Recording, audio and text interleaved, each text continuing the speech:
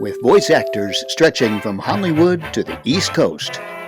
You're tuned in to Project Audion.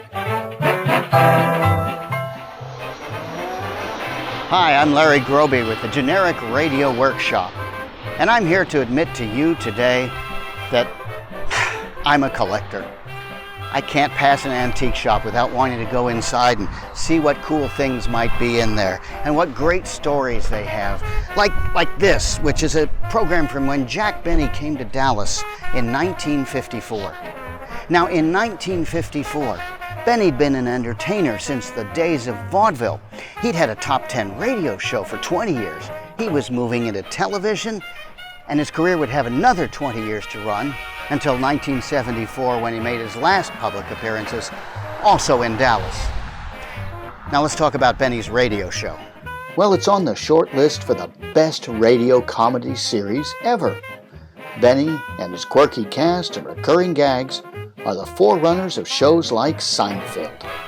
Today's Project Audion episode, well, you won't find a recording of that anywhere, because it was written especially for us by one of Bob Hope's own comedy writers, Robert L. Mills.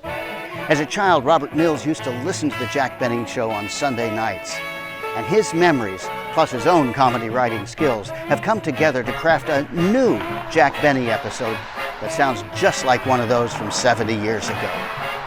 We think our transcontinental cast will do it justice, and you're in for a treat. And inside this program, you know what I found? A ticket stub from 1954 in Dallas. The balcony seats, $1.50. That's all. You know, I think Jack Benny's penny-pinching character would have probably approved.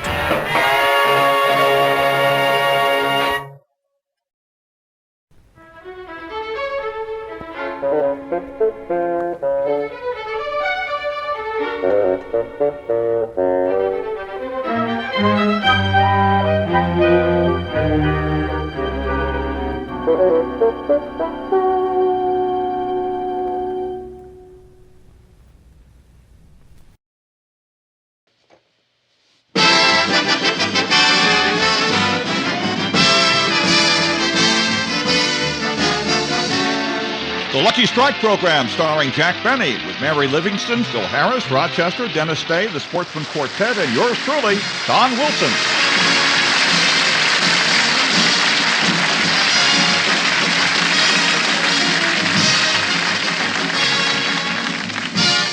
Ladies and gentlemen, it's the end of the month, and all over America, folks are discovering it's time to pay the piper as the dreaded monthly bills arrive in the mail. It's no different on Roxbury Drive in Beverly Hills at the home of our star, Jack Benny.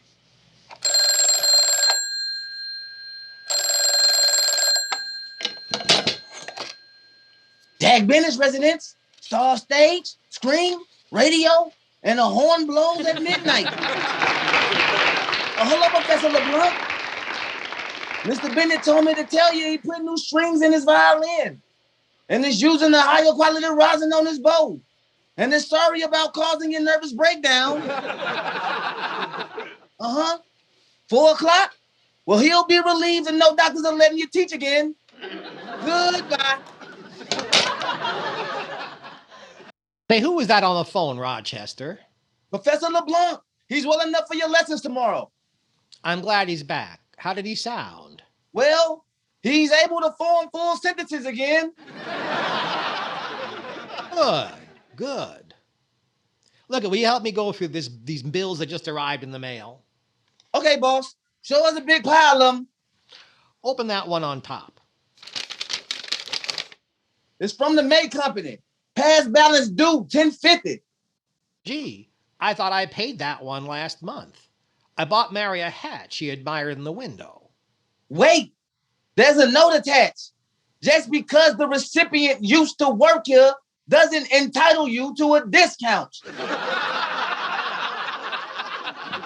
Well, from now on, Rochester, remind me to shop at J.C. Penney.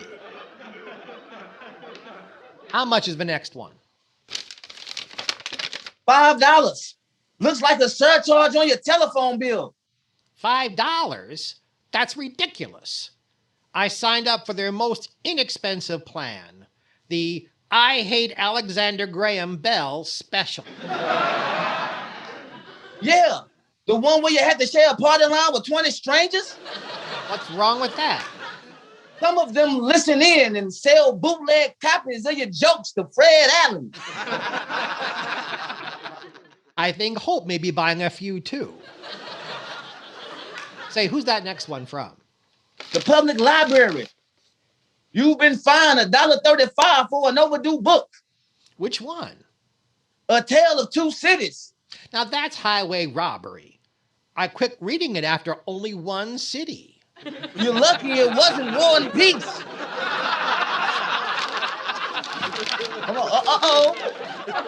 What's wrong now? Here's a notice from the Department of Motor Vehicles. Says here, this is the last day to renew your driver's license. Last day? Has it been 5 years already? Yeah, and there's a warning attached. We will no longer accept the note from Dr. Louis Pasteur in lieu of birth certificate. Look at, never mind that.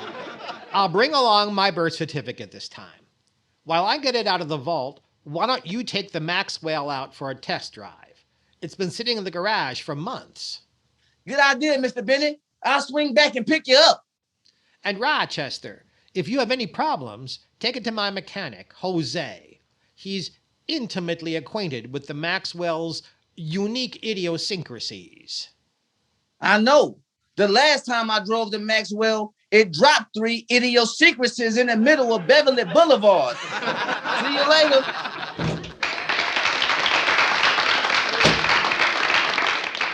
What a great valet. What would I do without Rochester? Answered the telephone myself, that's what.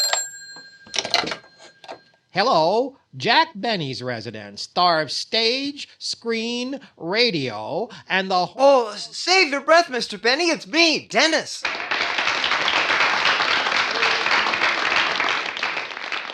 Oh, hello, Dennis. Have you picked out a song for the show? Yeah, The Rose of Tralee. But that's why I called. I'm having a problem with it. Problem? What kind of problem? Well, so far I haven't figured out why Rose is taking the trolley instead of the bus. The trolley instead of the bus? What possible difference could it make? Oh, big difference, Mr. Benny. I'm like an actor. Oh, I can't do justice to a song unless I know what my motivation is. Your motivation? Isn't your salary enough motivation?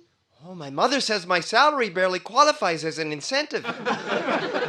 You know, I couldn't even sing Mersey Dotes and Dozy Dotes until I asked a farmer to let me watch his horse actually eating some oats. I hate to ask, but how did you manage to watch a doe eating oats? Oh, the farmer had a petting zoo. Well, bring your music tomorrow, and I'm sure you can work it out with Phil. Goodbye, Dennis. Oh, goodbye, please. What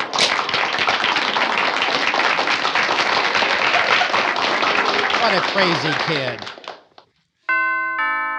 Now, who's that? I'll never get to the DMV. Come in. Hello, Jack. Oh, hello, Mary. I'm just on my way to the DMV to renew my driver's license. Rochester is out test driving the Maxwell. I thought so. The black smoke is visible all the way down to Melrose. Must be the alcohol. The Maxwell runs on alcohol? Where do you buy it? Oh, I don't. I just have one of Phil's boys breathe into the tank. Say, while you're at the DMV, make sure they replace that terrible photo they took last time. Terrible? I thought I looked rather dashing in that military uniform. Dashing? You were dressed as a Nazi. Well, I was in the middle of shooting To Be or Not to Be with Carol Lombard over at United Artists. Some uniform. With that swagger stick, you looked like Eric Von Binning. I did, didn't I? Even the DMV clerk clicked his heels. This Next time, why don't you wear that nice mohair jacket you wore to the dinner at the Colemans last week? Good idea, Mary. Maybe I will. Now, who could that be? Come in. Hiya, Jackson. Hello, Livy.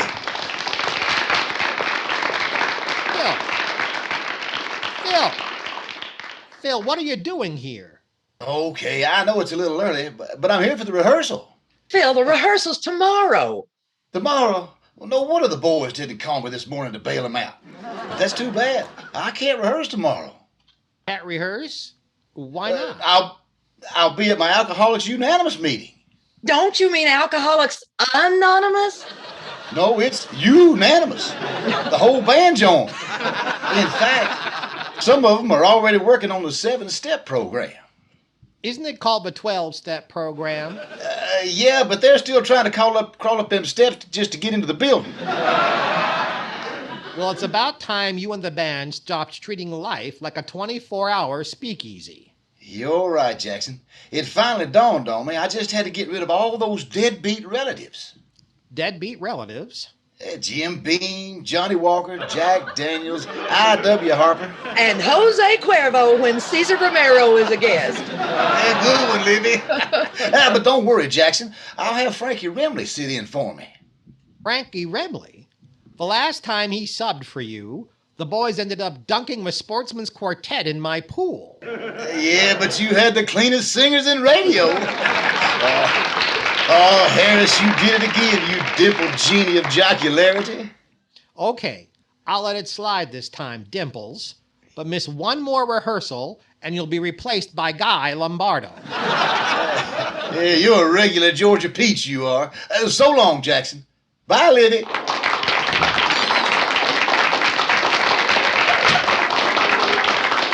What a guy. What a guy. If you weren't so fond of Alice, I'd let Petrillo have him back. Well, I won't hold you up, Jack. This letter came today from my sister Babe. Oh, good. What does she say? Let's see. She writes, yesterday your Uncle Horatio was paroled from Sing Sing. Sing Sing? The prison? Well, it's not Juilliard. We were all so proud of him. He was elected president of his fraternity, Beta Gamma Death Row, and was voted most likely to go straight. That's wonderful, Mary. Does she say anything else? She says, must close now. He's coming to live with me, and I'm busy counting the silverware. Bye, Jack.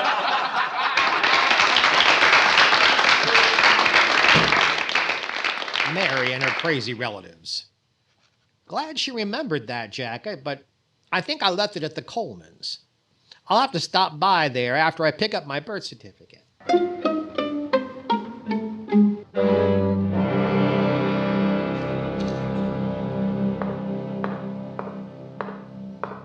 Gee, I haven't been down here in ages.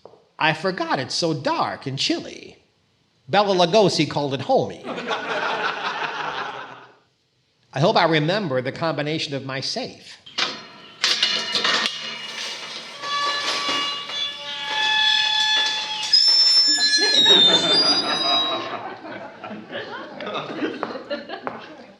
Sounds like those iron hinges are getting a little rusty. Hello, Oscar. Hi, Alvin. I hope the alligators have been getting enough exercise.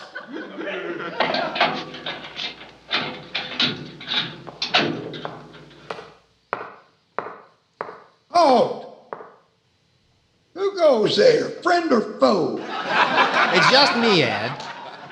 Oh, hello, Mr. Benny. Long time no see. Yes, it has. I just need to get my birth certificate for the Department of Motor Vehicles. Vehicles have motors now? Oh, yes. Powered by gasoline. Alcohol, if you know any musicians. I'll just be a minute with this combination lock. Should I close my eyes? No, I trust you. Well, maybe if you could just squint a little bit. 45 right, 60 left, 15 right, 110 left.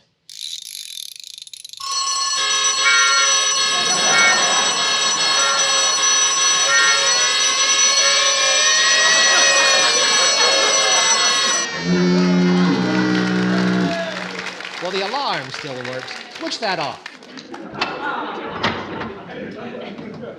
Ah, there's the documents folder. Here's my autographed copy of the Gettysburg Address. My discharge papers from the Navy. Mary's right, I did look better in an American uniform. My first contract with NBC. My Jell-O stock certificates. Gee, I own shares in all 6 flavors. Here it is, my birth certificate. Well, I'm off to the DMV. Thanks, Ed. My pleasure, Mr. Benny. Tell me, is Mr. Roosevelt still the president? Why, no. No, he isn't. Eisenhower was elected last time. General Eisenhower? Isn't he busy with World War II? No. See, next time, I'll bring you a newspaper from Ronald Coleman's driveway.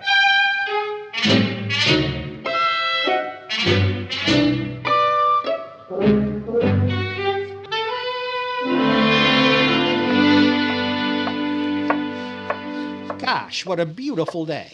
No wonder Mary could see smoke from the Maxwell from so far away. I see Joan Crawford has been walking her Great Dane on my lawn again. Hey, that looks like the mailman. No, it's Mr. Kitzel. Mr. Benny! Hello again.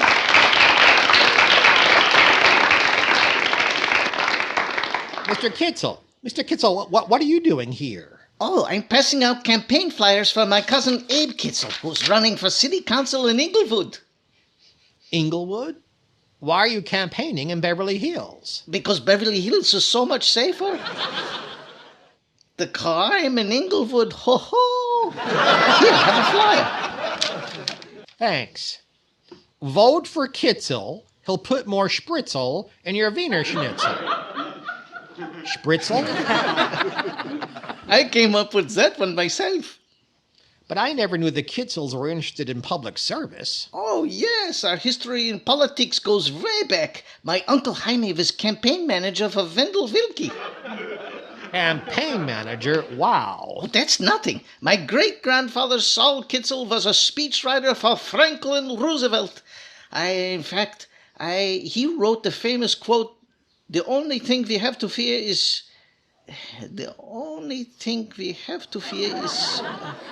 Fear itself? No, he wrote Mrs. Roosevelt and was fired. Goodbye, Mr. Benny.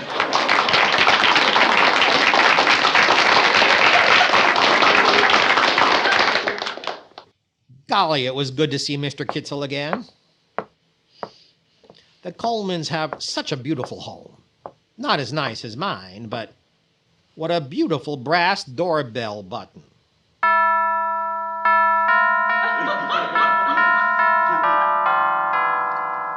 Ronnie and Benita are so British. I hope they're here.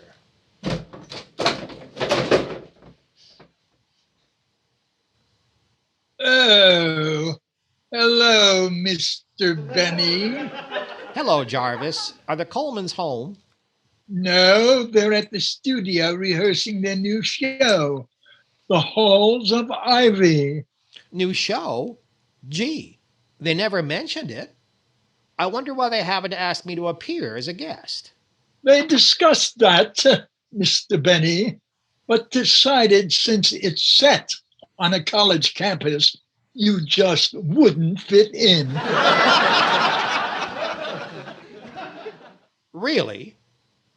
I study violin with Professor LeBlanc. Doesn't that count? I just stopped by to pick up the jacket I left here last week. Very good, sir. I'll retrieve it. Oh, no need, Jarvis. I can grab it from the cloakroom and let myself out. Very good, sir. I was right in the middle of Portia Face's life. I'll be just a minute.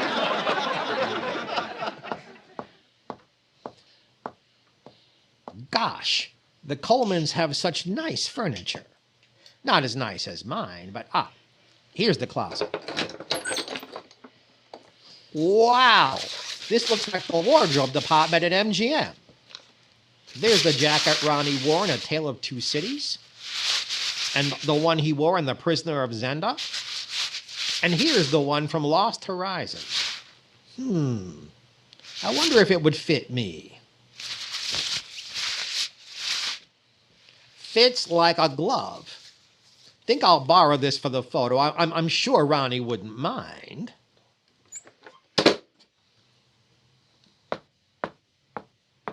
Lock the front door from the inside.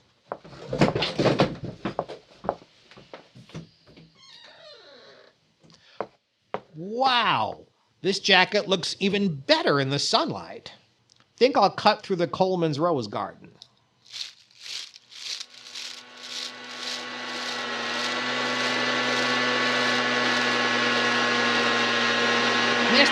Mister, could you please turn that thing down? See? I'm sorry to interrupt your work, but is that the quietest leaf blower you've got? See?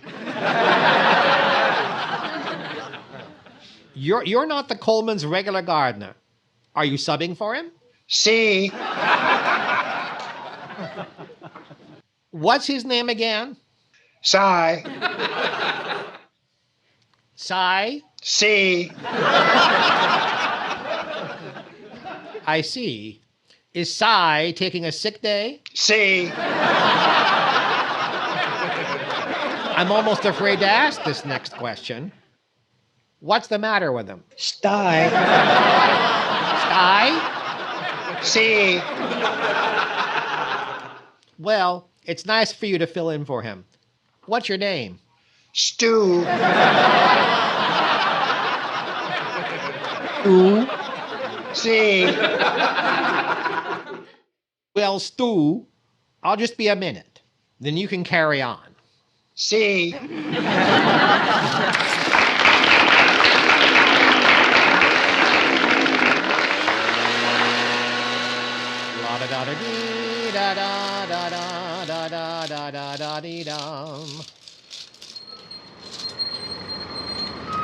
And on your right, the home of Jack Benny, star of stage, screen, radio, supermarket openings. Gosh, I hope they don't see me. I don't have enough time to sign autographs right now.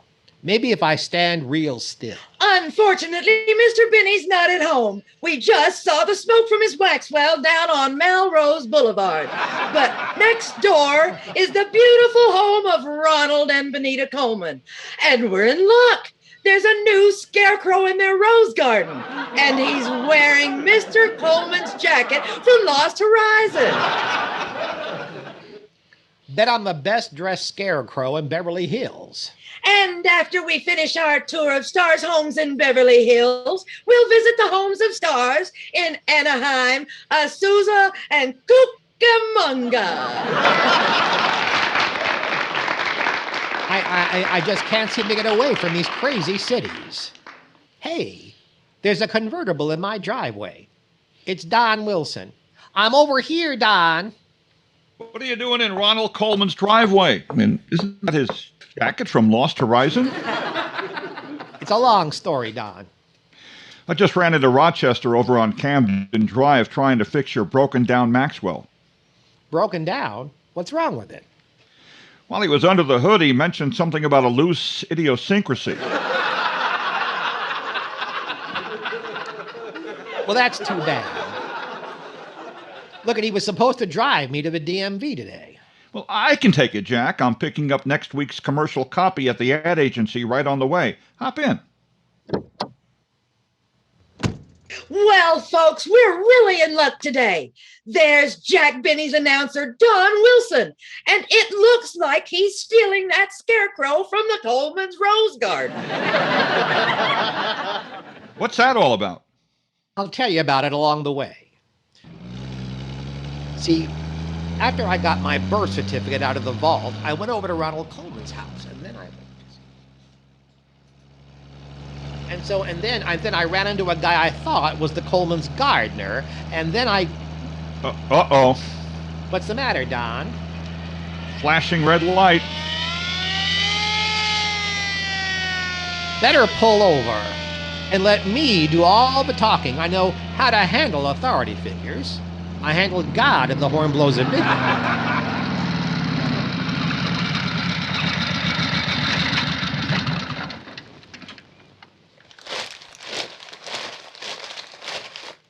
May I see your driver's license and registration, sir? Certainly, officer. Was I speeding? Look, he's totally innocent, officer. I was an eyewitness. I saw the whole thing. He didn't notice that stop sign. Oh, so he went through a stop sign, too. Did I say stop sign? I meant red light. That's it. He drove right through that red light on Pico. Let's see. So far, that's 3 moving violations. Care to try for 4? But it wasn't his fault. It was my fault. I was distracting him. See, this morning I was mistaken for a scarecrow. Let me take this down. Mistaken for a scarecrow. Yes. And then Don, the suspect here, he looked like he was kidnapping me. And so Kidnapping? That's serious. Do you care to press charges? Press charges? No. It was an understandable mistake, since I was wearing somebody else's jacket. So you stole that jacket? Hey, wait a minute. I'd know that voice anywhere. Aren't you? Why, yes. Now that you've noticed, I plead guilty. It's me, all right. I can't believe it's you in person. I've been a fan for years. I love everything you've ever done. Why, thank you. I always appreciate my loyal fans. In fact, this has been such a thrill, I'm tearing up the ticket. Thank you, officer. I'll be more careful. Wait till I tell the guys at the station I met Ronald Coleman.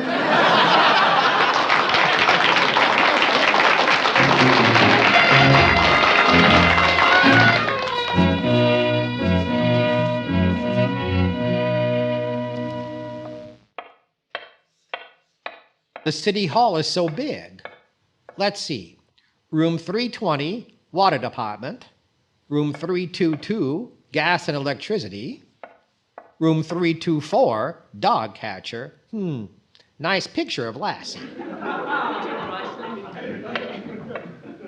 Ah, here we are, the Department of Motor Vehicles.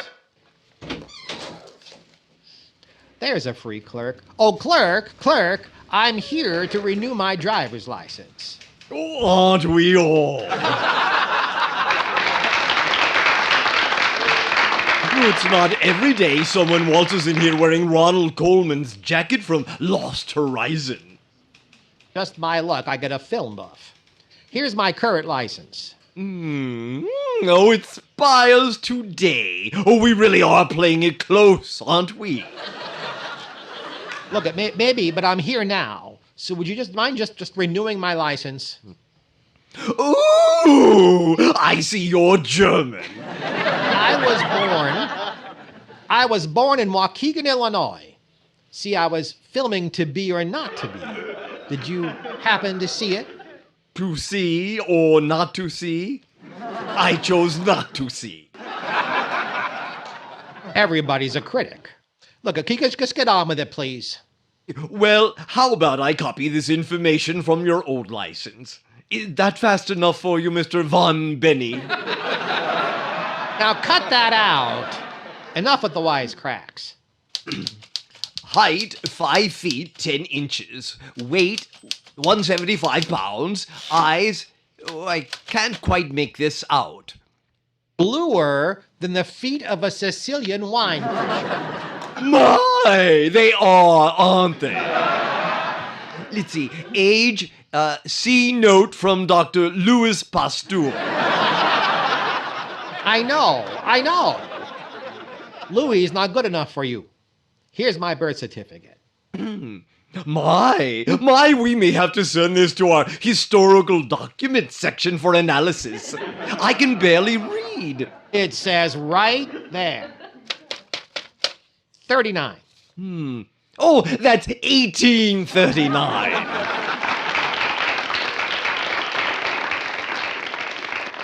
So we're gonna quibble over two little numbers?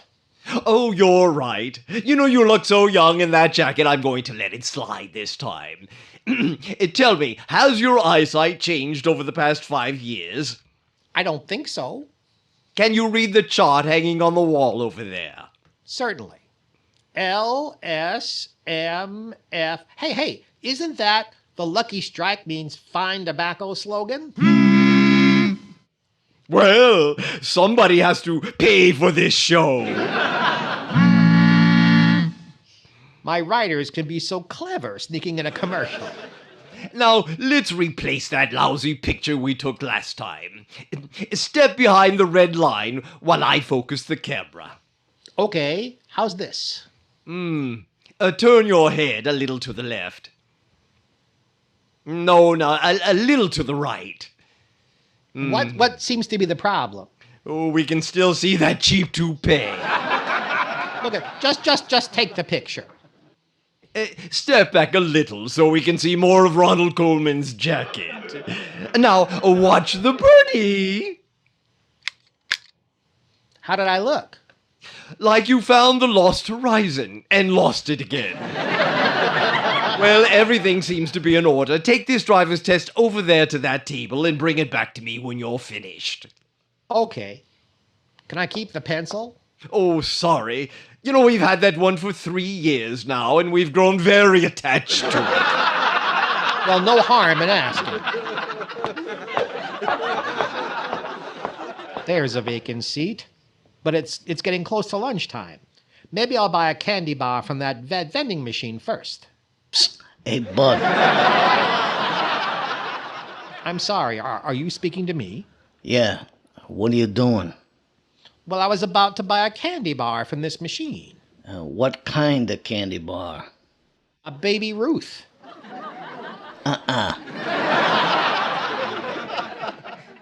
Why not? Because Baby Ruth is unsteady on her feet and too slow out of the gate for a 2-year-old. What's your second pick? Charleston Chew.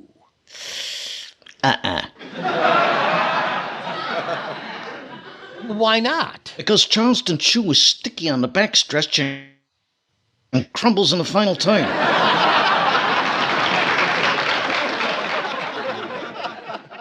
And then what would you suggest? Go with Milky Way. Why Milky Way? Well, let's just say it's written in the stars. Hey, isn't that Ronald Coleman's jacket? Yes, it is, and I picked it out all by myself. So long, bud. What a strange man.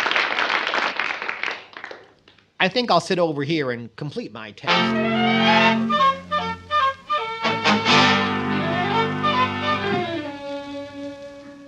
Congratulations! You answered all the questions correctly, except one. Which one did I miss? When your car won't stop on a dime, what should you do? Instead of check the brake fluid, you said, get out and pick up the dime. That was a trick question and you know it. Just for that, I'm keeping the pencil.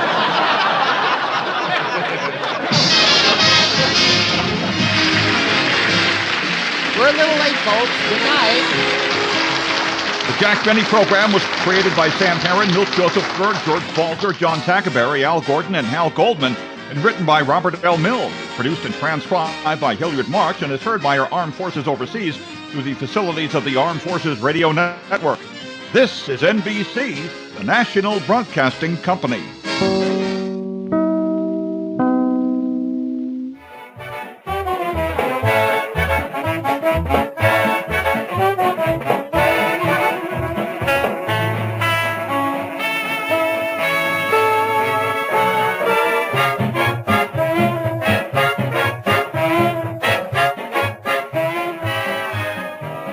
That's our show for today. We hope you enjoyed it. If you did, like us on Facebook, subscribe to us on YouTube, share it with your friends, and write us and tell us. Until next time, thanks for listening.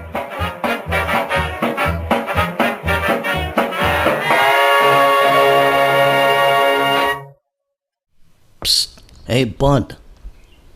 I'm sorry? Are you speaking to me? Yeah. What are you wearing? Yeah. What are you doing? Nothing. And what are you going to do about it?